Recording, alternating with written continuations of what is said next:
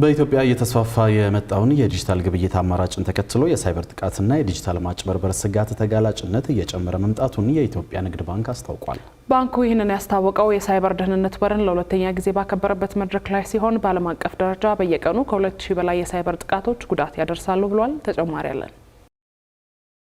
ዘንድሮ በዓለም አቀፍ ደረጃ ለ22ኛ ጊዜ በኢትዮጵያ ደግሞ ለ6ኛ ጊዜ የሚከበረውን የሳይበር ደህንነት ቀን የኢትዮጵያ ንግድ ባንክ ለሁለተኛ ጊዜ አክብሯል። በዚህ ጊዜም ከ1900 በላይ ዲጂታል አገልግሎቶች በመላ ሀገሪቱ እርስ በርስ ተሳስረውና ተቀናጅተው ሁሉን አቀፍ ተጠቃሚነትና ፈጠራን በማነቃቃት ላይ እንደሚገኙ ተገልጿል። የኢትዮጵያ ንግድ ባንክ ፕሬዝዳንት ተወካይና የኮርፖሬት አገልግሎቶች ኤክስኪዩቲቭ ምክትል ፕሬዝዳንት ኤፍሬም መኩሪያ በዝግጅቱ ላይ እንደገለጹት ባንኩ አብዛኛው ግብይት በዲጂታል የሚያከናውን በመሆኑ የሳይበር ጥቃትና የዲጂታል ማጭበርበር ስጋት በከፍተኛ ሁኔታ እንደተጋረጠበት አስረድተዋል። ለዚህም የሰው ሰራሽ አስተውሎት ወይም ኤአይ ቴክኖሎጂ አስተዋጽኦ ከፍተኛ ነው ያሉት ምክትል ፕሬዝዳንቱ ዓለም በፈረንጆች 2025 ብቻ ከ10 ትሪሊዮን ዶላር በላይ እንድታጣ ምክንያት መሆኑን ነው የተናገሩት።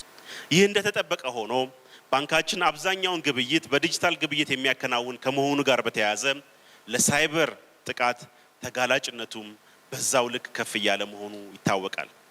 ከሚገጥሙን ዋና ዋና ስጋቶች መካከል የሳይበር ጥቃትና የዲጂታል ማጭበርበር ተጠቃሽ ናቸው። በተለይ ሰው ሰራሽ አስተውሎት ወደ ዓለም አቀፉ የሳይበር ስነ ምህዳር ከተቀላቀለ በኋላ የማጥቃቱ ፍጥነት በእጅጉ መጨመሩ በዘርፉ የተደረጉ ጥናቶች ያመላክታሉ። አንድ ሳይበር ጥቃት ለመሰንዘር 39 ሰከንድ ብቻ በቂው ሲሆን ሳይበር ጥቃትን ለመከላከል ከሚሰጠው ጠቀሜታ ይልቅ ጥቃት አድራሾች ይበልጥ እየተጠቀሙበት መሆኑን ተመላክቷል።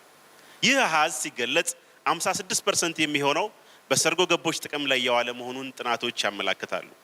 አሁን ላይ መረጃዎች እንደሚያመላክቱትም በዓለም አቀፍ በቀን ውስጥ በአማካይ 2244 የሳይበር ጥቃቶች ይቃጣሉ። የፈረንጆቹ 2025 የሳይበር ጥቃቶች ከ10 ትሪሊዮን በላይ እንደተሻገሩ ጥናቶች ያመላክታሉ። ባንኩ ዲጂታል ኢትዮጵያን እውን ለማድረግ የሚደረገውን ጥረት ለማጠናከር የበኩሉን ድርሻ እየተወጣ መሆኑን የገለጹት የባንኩ የመረጃ ደህንነት ምክትል ፕሬዝዳንት ስዩም ዳምጠው ደግሞ አሁን ላይ የባንኩ 90% ግብይት በዲጂታል አማራጭ እየተከናወነ እንደሚገኝ ጠቅሰዋል። ከዚህ ጋር ተያይዞም በሀገሪቱ የሳይበር ጥቃትና የዲጂታል ማጭበርበር ስጋት ተጋላጭነት እየጨመረ መምጣቱን አመላክተዋል። በሀገር አቀፍ ደረጃ እንግዲህ የኢትዮጵያ የዲጂታላይዜሽን ስትራቴጂው ቀደም እንዳያችሁት ወደ 900 አካባቢ ሰርቪሶች በኢትዮጵያ ንግድ ባንክ ደግሞ 400 ሰርድ ፓርቲዎች ከኢትዮጵያ ንግድ ባንክ ጋር ተገናኝተዋል።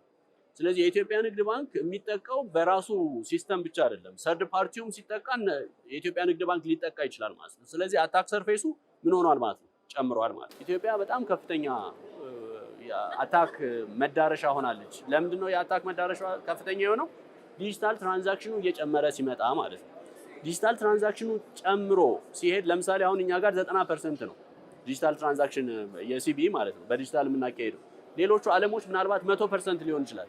ስለዚህ በ10% ይበልጡናል ማለት ነው። አታከሮቹም በዛው ልክ አትራክት ይደረጋሉ። ዜጎች ስለ ሳይበር ጥቃትና ስለ ዲጂታል ማጭበርበር በቂ መረጃ ወይም ግንዛቤ የላቸውም ያሉት ስዩም ዳምጠው አብዛኛው ጊዜ ዜጎች የሚጭበረበሩት የተለያዩ የዲጂታል ግብይት መተግበሪያዎችን ምንጫቸው ከማይታወቁ አካላት ወደ ስልካቸው ስለሚጭኑ ነው ብለዋል። ሳይድ ዳውንሎድ ያደርጋሉ ወይ ከቴሌግራም ቻናል ላይ ሊሆን ይችላል፣ ሰው ከላከላቸው ላይ ወይም ደግሞ ዝም ብሎ ከማይታወቁ ወይም ደግሞ ሴኩሪቲያቸው ኢንሹር ካልሆነ ዝም ብሎ ጎግል ላይ ሰርች አድርገው የሚወርዷቸውና የሚጠቀሙባቸው ሴኩር አይደሉም ወይም ደህንነታቸው አስተማማኝ አይደሉም ማለት ነው። እኛ የምንለካቸው ፕሌይ ስቶር ላይ እና አፕል ስቶር ላይ ነው በብዛት የምናስቀምጠው። አንዳንድ ጊዜ ሳምሰንግ ስቶርም ላይ ልናስቀምጥ እንችላለን። በዋናነት ግን የምናስቀምጥባቸው አፕሊኬሽኖቻችን ከስተመሮቻችን ዳውንሎድ እንዲያደርጉባቸው የምንጠብቀው ከዛ ጋር ነው ማለት ነው። አክለውም የዲጂታል ማጭበርበር ከጊዜ ወደ ጊዜ እየጨመረ መምጣቱን በተለይም ከቅርብ ጊዜ ወዲህ ከባንኩ ሽልማት ደርሶታል በሚል በማይታወቅ ስልክ ተደውለው የሚደረገው ማጭበርበር እየተበራከተ በመሆኑ ዜጎች የዲጂታል መተግበሪያ ሚስጥር ቁጥሮቻቸውን ለማንም ባለመናገር ጥንቃቄ እንዲያደርጉ አሳስበዋል።